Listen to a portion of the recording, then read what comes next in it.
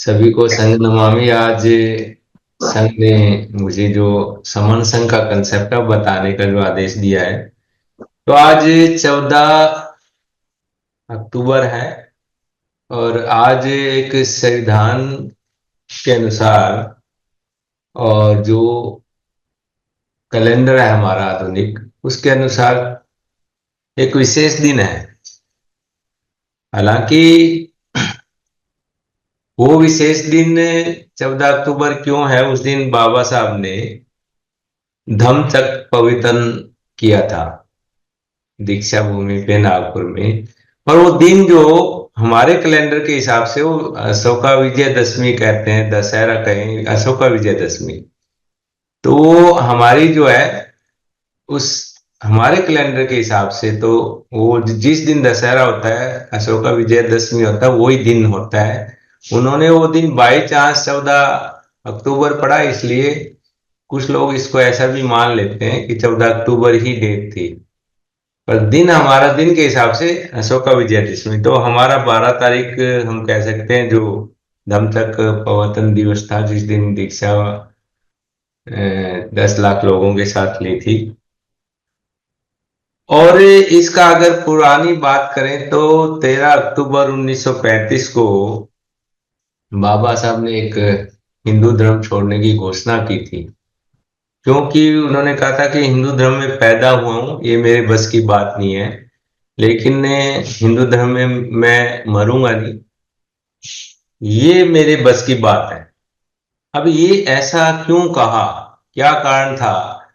तो उसका कारण हम समझ सकते हैं, यहाँ की व्यवस्था, हिंदू धर्म में जो जाति व्यवस्था जो उन्होंने 1936 तक इतनी संघर्ष किया, इतनी यातनाएं झेली, समय समय पे इतने बड़े अधिकारी क्या कहाँ कहाँ किस पद पे होते हुए भी, या पढ़ने के दौरान पढ़ने दिए नहीं दिया गया, विदेश में जाने के लिए उन्हें समस्याएं हुई, आने के बाद एक इतने उच्च उच्च पद पर काम करते हुए उन्होंने जो अनुभव किया, एक मिनट उन्होंने बेटा। महसूस किया कि इसकी जड़ कहाँ है।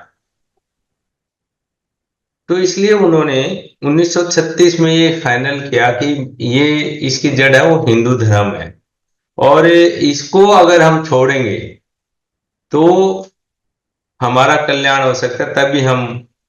तो वो जाति का विनाश चाहते थे, जातीय आधार पे जो भेदभाव था, या जाति जो एक किस्म से पूरी तरह से हमारे दमन का, सवर्णों के दमन का कारण थी, उस व्यवस्था को बनाए रखने में जो हिंदू धर्म है, हालांकि वो ज्यादा पुराना नहीं था उस टाइम, 1718वीं सदी कह सकते हैं, या 17वीं में थोड़ा वो शुरू हुआ होगा। तो उस वो जो ग्रंथ थे हिंदू धर्म के, जो मुगल काल के बाद लिखे गए थे, उसमें इस चीज को अनऑफिशियल वे से कहें चाहे कि जाति की भावना को बढ़ावा दिया, और तरह तरह के बंधन जो थे इस हिंदू धर्म की व्यवस्था के अनुसार, तो उसका एक ही उन्होंने फाइनली सोचा कि इस धर्म में ही बुराई है, और इसी को छोड़ के अब इसको नष्ट करना, मान्यताओं को नष्ट करना, या हिंदू शास्त्र है, वेद पुराण और जितने हैं उनको, बाबा साहब ने कहा कि इनको डायनामाइट लगा दिया जाए। कहने का मतलब ये था कि वो को खत्म करने से थोड़ा ही कुछ होगा, भाई इनको मानना बंद करें, इनकी चीजें, इनके अंदर जो मान्यताएं हैं उनको बंद करें, उनको नष्ट करें। तो हिंदू धर्म छोड़ने का मतलब उनका यही था। बल्कि उन्होंने ये कहा भी, क्योंकि धर्म का मतलब कोई नियमावली होती है, नियमों को मानना। उन्होंने ये भी कहा कि इसका मतलब ये नहीं है कि मैं कोई धर्म जो है नियमावली को नहीं मानना है, ऐसा कुछ नहीं है, लेकिन वो नियमावली मैं दूंगा समय आने पे। और 1936 के बाद जो 1956 में उन्होंने जो आज के दिन जो कैलेंडर के हिसाब से जो धर्म अपनाया, तो उन्होंने बीच में पूरा चेक किया कि इसमें नियमावली सही है, कौन सा किस धर्म में, सारे धर्म उन्होंने स्टडी किए, और स, हमारे समणों को एक नियमावली के साथ, 22 प्रतिज्ञाओं के साथ बौद्ध धर्म अपनाने की बात की। और आज 1956 से लेके आज 68 साल हो गए। इस पे हम सोच सकते हैं कि अब तक क्या हुआ है, कितने लोग इस बात को समझ रहे हैं, कितने लोग बौद्ध बने हैं, कितने लोग एक्चुअल में उस धम का आचरण कर रहे हैं, धम को धारण किए हैं। ये बड़ा ही एक विषय ऐसा है कि लोग मानने को तैयार नहीं, समझने को तैयार नहीं, अच्छा आचरण करने को तैयार नहीं है। लोगों ने इसे भी एक आस्था की तरह फिर अपना लिया। धर्मवीरू होते हैं लोग, आम लोग, वो धर्म धारण करने वाले नहीं होते, तो आस्था की तरह ही फिर शुरू हो गए। और हमारे जो धर्म के जानकार या धर्म को समझने वाले, उन्होंने भी इसको एक आस्था की तरह बना के, एक संगठन की तरह बना के आगे बढ़ा रहे हैं। कोई जाति का विनाश नहीं करे। अब हम अगर बात करें तो उन्होंने एक धार्मिक पहचान दी थी, और हमारी पहचान जो सामाजिक थी, उस उसकी भी बात अभी तक नहीं हो पाई थी। हालांकि उसमें जो बाबा साहब ने जो एक ग्रंथ लिखा है, एनिहिलेशन ऑफ कास्ट, उसमें सारे जो है तरीके भी दिए उन्होंने भी, कैसे कैसे हम जाति का विनाश कर सकते हैं। उसमें एक ही तरीका भी था कि हम जो है इस धर्म को छोड़ेंगे, धर्म को, हिंदू धर्म को छोड़ने से भी हम जाति का विनाश कर सकते हैं। अब जाति का विनाश आज तक तो हुआ नहीं, अभी बढ़ता ही जा रहा है। तो समन संघ ने इस बात को फिर समझा, और जो प्रश्न अभी तक अनुत्तरित था, उत्तर नहीं मिला था उसका, जो प्रश्न उठाए थे उस 1935 में, उसके बाद समर संघ इतने दिनों से काम कर रहा है। इन्होंने एक इस पे शोध किया, सबने चिंतन मनन किया, और इसमें जो कूटनीति है जाति के इस खेल में, उसको समझा, और एक किताब फिर ग्रंथ निकाला, जाति का असली अर्थ।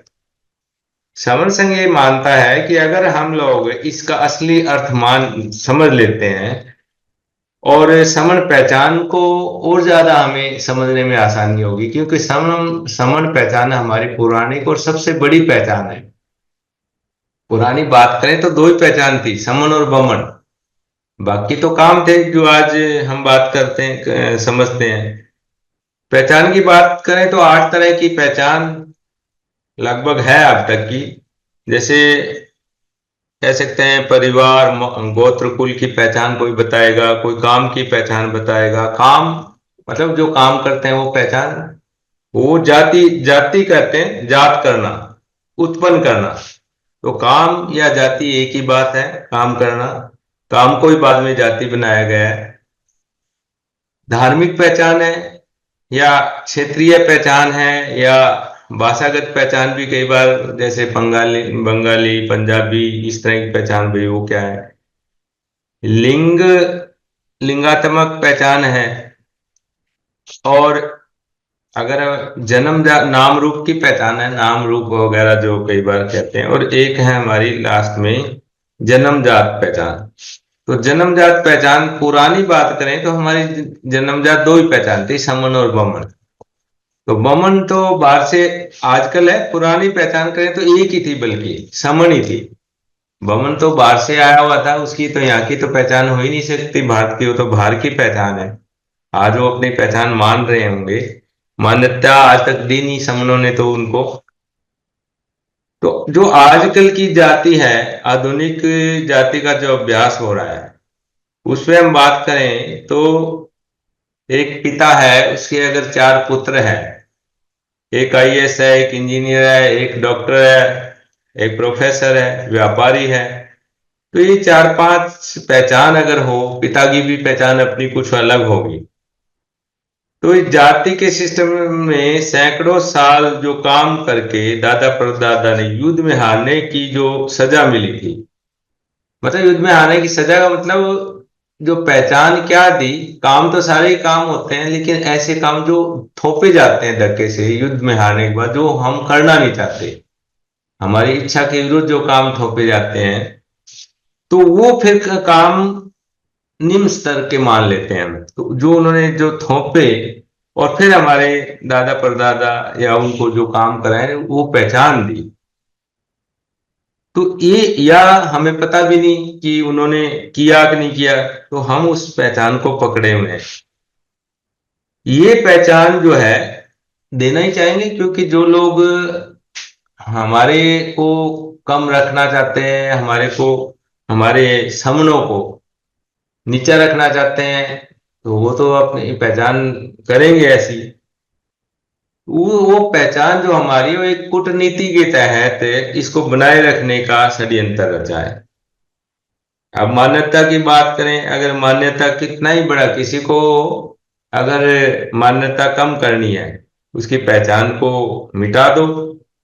कोई मनुष्य, नस्ल, वंश, सभ्यता कितना ही बड़ा कोई उसका नाम हो, कितना ही बड़ा रिलीजन हो, संत, गुरु, राजा हो, तो उसको अगर उसकी जड़ से खत्म करना हो, तो उसकी मान्यता खत्म कर दे, जैसे माने ना उसको, तो उसका अस्तित्व ही खत्म हो जाए। जब मनुष्य का अपना अस्तित्व होता है, तो वह हर मनुष्य का पहला जन्मजात अधिकार है मनुष्य होना।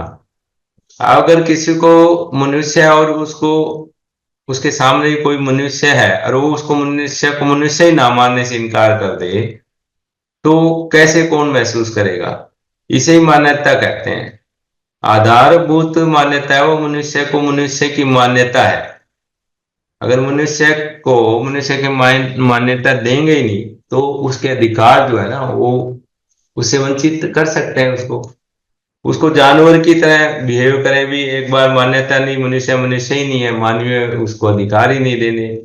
तो ऐसा खेल जो है कूटनीति के तहत, उन्होंने मनुष्य को ना मान के, जो हमारे समण है सारे, तो आधुनिक जो जाति सिस्टम है उसको आगे बढ़ाया और इसको एक हथियार बनाया मान्यता ना देने का। अब 120-25 करोड़ लोग हैं, मान लो आज की बात करें, तो थोड़े से लोग हैं, उसको अगर सीधे सीधे 125 करोड़ लोगों की मान्यता अगर खत्म करते हैं, खत्म करने की बात करते हैं, या तो वो कर ही नहीं सकते। अगर खत्म करेंगे तो 1 मिनट में वो खुद ही कहीं के नहीं रहेंगे। तो इसलिए समण लोगों को मान्यता को कूटनीति के तहत खत्म किया गया। कूटनीति क्या है कि इन्हें इकट्ठे नहीं होने देना, और इकट्ठे नहीं होने देने के लिए क्या है कि इनके काम के आधार पर इनको बांटा गया, बांटा जाना चाहिए, मतलब वो तो करेंगे, विघटन करें, छोटा बड़ा करें काम को। तो जो व्यक्ति, अच्छा, उनकी जो पहचान है इस तरह की पुरानी, उसको बनाए रखा और उसको छोटा बड़ा भी किया। जो कोई व्यक्ति किसान का काम कर रहा था, उसके बच्चों को भी उन्होंने किसान ही माना, हालांकि वो अपना काम बदलने के हुए तो काम थे। कोई ठठेरा है, कोई केवट है, कोई चरमकार है, कोई किसी तरह का भी काम कर रहा हो, तो उस काम को जो पेरेंट्स कर रहे थे, बाप दादा या परदादा, उसी को जाति मानकर आज हमारे काम भी बदल गए, लेकिन उसको अपनाए रखने के लिए हमें बाध्य किया। और ऐसे ऐसे मोहल्लों के नाम भी रख दिए, जैसे कुमारन मोहल्ला, लोधन मोहल्ला, खटीकन मोहल्ला, ईरान मोहल्ला, ताकि हम उस अपनी पहचान को और मजबूत बनाए रखें। आज हम उसके शिकार हैं भी, सारे ही सारे यही काम कर रहे हैं। ये पहचान, इस तरह की पहचान और बढ़ती जा रही है। धर्मगुरु इतने सारे अब आ गए, उन धर्मगुरुओं के नाम पे भी अब पहचान आ रही है, नए नए गुरु आ रहे हैं, और लोग जो है डेरे में जाके कोई राम रहीम है, कोई और है, तो उस तरह की पहचान भी और बना रहे हैं। ये सारे ही सारे हमारे समनों को बांटने का एक कूटनीति के तहत है ये।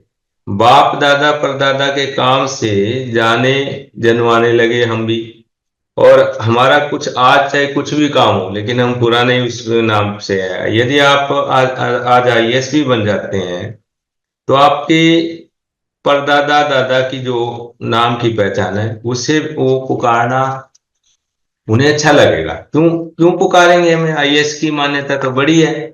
अगर गांव में कोई आईएएस बन गया और उसको आईएएस की मान्यता दे देते हैं, तो फिर तो उनको उतना सत्कार, आदर सत्कार देना पड़ेगा। तो क्यों वो देना नहीं चाहेंगे? क्यों देना चाहेंगे? इसलिए वो उस पहचान की बजाय हमारी जातीय पहचान है ना, उसको ही प्रेफर करते हैं। और हम भी उसको प्रेफर ही करते हैं। हम कितने बड़े अधिकारी, एमएलए, मंत्री, इवन कहाँ कहाँ पहुंच रहे हैं, राष्ट्रपति तक, लेकिन वो पहचान हमारी, उसको हम भी पकड़े, और वो तो नेचुरली वो तो चाहेंगे भी, क्यों हम अच्छी बड़ी पहचान को समझे। अब कोई व्यक्ति या व्यक्तियों का समूह है, वो अगर अच्छी पहचान वो देना क्यों चाहिए उनको, वो तो चाहेंगे जाट, महार, मांदिंगा, चम, कर्मा, जुलाहा, जो भी हमारी जातीय पहचान है, खटीक, कुर्मी वगैरह, वो तो यही तो बनाना चाहेंगे, यही देना चाहेंगे। अब आईएएस, आईपीएस, जज, मंत्री, प्रोफेसर, मास्टर बन गए, लेकिन हमने हमारी वो मान्यता को मानेंगे क्यों, और हम भी उसको स्वीकार करते हैं। ये बड़ी त्रासदी है। यदि हम अपने आप को आईएएस, आईपीएस, जज, मंत्री बताकर अगर इसकी बजाय हम समण बताएंगे, तो सामने वाला तो वमन है, और उसे पता भी है कि समण की पहचान है वो पुरानी है और बड़ी भी है। तो बड़ी पहचान के सामने उन्हें सलाम करना पड़ेगा। इसलिए हमें ये पुरातन पहचान है समन, ये अपनानी चाहिए। और समन सभ्यता की इकलौती सभ्यता है हमारी। वमन को भी ये पता है, और वो मानता है, उसे पता है कि याचक कौन थे, वो वमन ही थे। और किसके दरवाजे पे आते थे, वो समनों के दरवाजे पे आते थे। तो हमारी पुरानी पहचान जो है वो समण है, लेकिन जो जातीय पहचान हमारे दादा परदादाओं को उन्होंने काम के आधार पर, काम वो पुराने थे उस आधार पे, लेकिन उसी को बनाया। आज काम तो बदल गए हमारे सबके। तो जो हमारे आचार्य थे, उनको उन्होंने शुरुआत कैसे की, कूटनीति के तहत पहचान अलग अलग छोटी बड़ी करना शुरू किया था। आचार्य को कम आकलन किया, काल्पनिक कहानियां बनाई, गंदे कामों को और अच्छे कामों का कुछ डिफरेंस किया, ये अच्छा, ये बड़ा, ये छोटा। तो इस तरह के काम करके उन्होंने हमें इस तरह भटका दिया, और हम उस बाप दादाओं के पुरातन काम है, जिसको जाति के रूप में आज हम मान्यता मान के खुद ही भटक रहे हैं। अब बड़ी मान्यता वाला छोटी मान्यता वाले का कुछ भी बिना लड़े झगड़े लूट सकता है, आजकल जैसे हो ही रहा है, उनके मनोबल बहुत हाई होता है।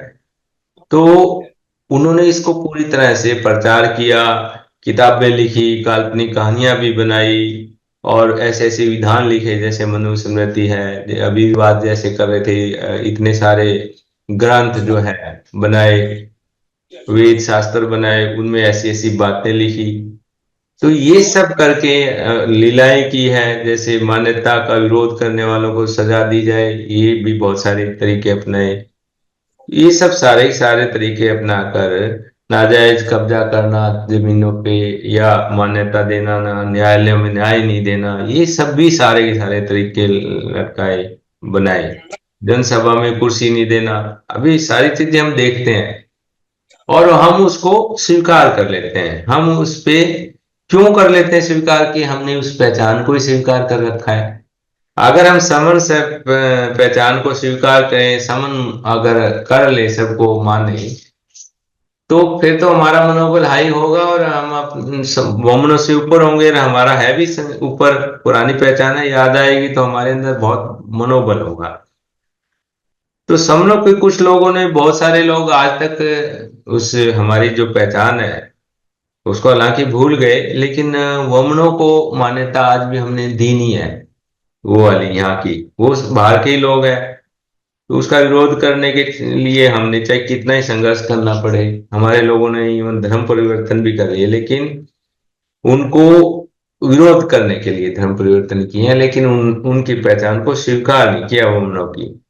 ऐसे समण, जो समण से क्या हुआ, नीच, गंवार, अछूत, दलित आदि बहुत सारे शब्दों से जो नवाजा गया है, और ये समण लगातार तरक्की करते हुए अपने बहुजन से फिर मूल निवासी, और आखिरी पहचान फिर समन तक अब पहुंच गए हम। तो ये सर्कल बना के, हम कभी हम समन थे, और समन से फिर सरमन बने, फिर बहुत सारे बीच में और नाम हमें दिए गए, गवार, शूद्र, एससी, एसटी, ओबीसी, संविधानिक जैसे नाम है। फिर हमने अपने आप को बहुजन भी बनाया, बहुजन पहचान की कोशिश की, उसका फायदा जितना होना था हुआ, फिर अब मूल निवासी भी कर रहे हैं, और फिर सरमन भी अपनाने लगे, और अब है हमारी ये पहचान जो है समन है। तो वापिस उस सर्कल को पूरा करके अब हम समन पहचान में आ गए हैं। और इस समनों के जो लाखों टुकड़े हैं अभी, वो अपने आप जो है धीरे धीरे इकट्ठे होंगे अगर इस पहचान को अपनाने लगे, क्योंकि ये पहचान ही हमें इकट्ठा करेगी। अगर समनों ने अपनी इस पहचान को बना लिया, क्योंकि कोई और तोड़ ही नहीं सकता, खुद ही तोड़ा है, तो ये इन बातों से सिद्ध होता है कि जाति जाति जो काम है, मनुष्य की रोजी रोजगार पैसा काम है, हमें क्या करना है, क्या किया समन संघ ने, ये जाति का असली अर्थ, ये बुक अगर हम समझ जाएं सब लोग, तो हमें हमारी असली पहचान, क्योंकि हमें बताना क्या है कि जाति का असली अर्थ क्या है, और समन सभ्यता क्या है, वमन सभ्यता संस्कृति है ही नहीं, ये भी बताना है। तो अगर ये चीजें हमें असलियत बताएंगे लोगों को, तो बहुत चेंज होने वाला है। मनुष्य रोजी रोजगार है, जो हमारी जाति है काम है पुरानी, पुराने हिसाब से। जाति जो है बदलती रहती है, क्योंकि काम भी बदलते हैं, लेकिन जैसे पहले बताया कूटनीति के तहत तहत हमें उस जाति को बनाए रखे हुए हैं हमारी अज्ञानता के कारण। अब हमें समझ आ जाए कि जाति नहीं कुछ है, ये तो काम है हमारा, और आज हम कुछ भी काम कर रहे हैं, वो हमारी असली पहचान है। और अगर हम पुरानी पहचान कहें तो समन पहचान है, उसको हम बनाए रखें, क्योंकि ये काम की पहचान है, वो तो बदलती रहती है। आज कोई आईएएस है, कल को उसके जो बच्चे हैं कुछ और डॉक्टर बन जाएंगे, तो डॉक्टर पहचान होगी, फिर बदलती रहती। तो हमारी परमानेंट पहचान वो समन ही है, जिनकी पुरातन आज के समय की जो जात जाति है वो भारतीय मूल पुरातन समन लोग है। जो जाति रखता है वो समन है, क्योंकि जो काम करते थे वो उनकी जाति है, जो काम ही नहीं करते जैसे वमन है या बाहर से आए लोग हैं वो काम नहीं करते, तो उनकी जाति हो ही नहीं सकती। जिनकी आज कोई जाति नहीं है वो सारे के सारे क्या बमन है। हमारे पुराने दादा परदादा दादी की काम की जो पहचान थी, वो जाति जाति के नाम से हमें घसीटा जा रहा है, हम घसीटते जा रहे हैं उसको। पुरातन जात जाति को इसलिए माना जा रहा है ताकि बिना जात जाति वाला वो मन समन को मानसिक रूप से दबाकर उसका तन मन धन अधिकार के साथ जबरन से ले ले। तो ये कई सौ सालों का खेल है, 600 700 सालों का। और वो पहचान जो है हमें हम भूल चुके हैं, वो पुरातन पहचान हमारी वापस हमें याद आ गई है। और इससे हमारी सारी चीजें जो है चेंज होगी। पुरातन हमारी जो पहचान दादाओं पर दादाओं की है, वो संस्कृति है हमारी पुरानी, समन संस्कृति है, समन सभ्यता है, समन नाम नगर है, नागरिकता है, समनीय धम है। तो ये सारी चीजें हमें जैसे जैसे समन शब्द समन पहचान हम करते जाएंगे, तो हमारी सारी चीजें जो विरासत है वो भी हमें पता चलेगी। तो ये इस पे हमें काम करना है सबको, कि हम समन धम है हमारा, और हम सब समन है, हमारी पुरातन पहचान समन है, मैं समन हूँ। और जाति की कोई बात करें तो हमें अब यही कहना है कि जाति का अर्थ, हमें जैसे बात फिर कर रहा हूँ कि ये कास्ट, इंग्लिश में भी बात करें तो कास्ट का मतलब भी जाति नहीं होता। अंग्रेजों जब अंग्रेज आए तो उनको जाति का अर्थ ही नहीं मिला, जाति इंग्लिश में थी ही नहीं, कोई शब्द मिला नहीं, कहीं भी नहीं मिलेगा, मिलेगा भी नहीं, है ही नहीं। तो जाति जाति का मतलब तो काम से लिंक था, पुरानी बात करें तो उसका अंग्रेजी शब्द तो होगा किसी और भाषा में। तो ये पुरातन है, इसका अर्थ दुनिया में किसी भाषा में मिलेगा भी नहीं। ये बात बाप दादाओं के पुरातन काम के नाम पर आज कुछ लोग जो है हमें जो है बांटे हुए हैं, जानवर की तरह व्यवहार करने की कोशिश में है। और ऐसा उदाहरण सिर्फ भारत में है, और किसी देश में है भी नहीं इस तरह का।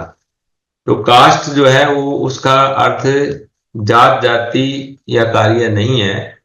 वो कास्ट का असली मीनिंग तो वैसे शुद्धता है, शुद्धता से लिंक है अंग्रेजी में बात करें तो, या रेस रेस कह सकते हैं, रेसिज्म। इसीलिए भारत के लोग जिनकी मनुष्य होने की मान्यता को जो नकारने की जो है वो उन्होंने कूटनीति अपनाई थी, तो उसके दस्तावेज भी उन्होंने नहीं बनाए इसलिए। और दस्तावेज नहीं बनाए तो पुरानी लोक कथाओं में इतिहास के बहुत अतिरिक्त बहुत सारी बारीकियों में ढूंढने पर भी हमें मिलता नहीं, बहुत मुश्किल से ये पहचान समन की मिलती है। और आधुनिक भारत में जो बाबा साहब ने भी कास्ट या जाति जो लिखा दस्तावेज बनाया, जो उन्होंने ढूंढा, वैसे तो उन्हें मिला नहीं। जाति का जो उन्होंने दुष्परिणाम है वही बताए थे बहुत सारे, क्योंकि हिस्ट्री में तो कहीं मिलेगी नहीं जाति का मतलब, जाति कोई आज की जो जाति है वो है। तो काम थे, तो बाबा साहब ने एनिलेशन ऑफ कास्ट में जो भारत में कास्ट सिस्टम या वर्ण व्यवस्था की जो बात की थी, उसमें सिर्फ परिणाम बताए थे उन्होंने। विदेश में उत्पन्न जो अराजकता, देश की तरक्की, इन सब में रुकावट है, देश को एक राष्ट्र के रूप में बनने के बारे में बाधा है, ये जो आधुनिक जाति है। तो इसलिए वो सब बातें उन्होंने अपने उसमें रखी थी, और बाबा साहब ने बहुत ही उच्चतम मापदंडों तक ले जाने के लिए उपाय भी बताए थे, उसमें भी कैसे कैसे हम देश को और ज्यादा उन्नत कैसे कर सकते हैं। तो इस जाति का अर्थ जो बुक है, ये इसको हम ऐसे ले सकते हैं कि 88 साल बाद में फिर से जो प्रासंगिक जो बात करते हैं, अब तक उसका अनिलिशन ऑफ कास्ट का उसके जो प्रश्न थे वो अनउत्तरित थे, उसका उत्तर हम कह सकते हैं कि ये जाति को समझने में है।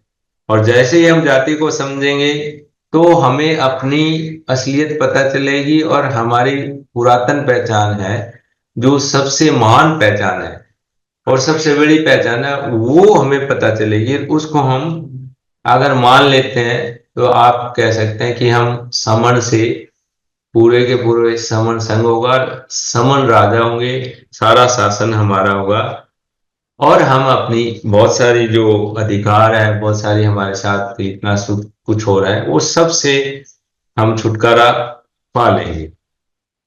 तो सभी समन है, ये समन पहचान को अपनाएं, समझें, अपने परिवार में, दोस्तों में, पूरे समाज में फैलाएं कि समन पहचान ही हमारी है।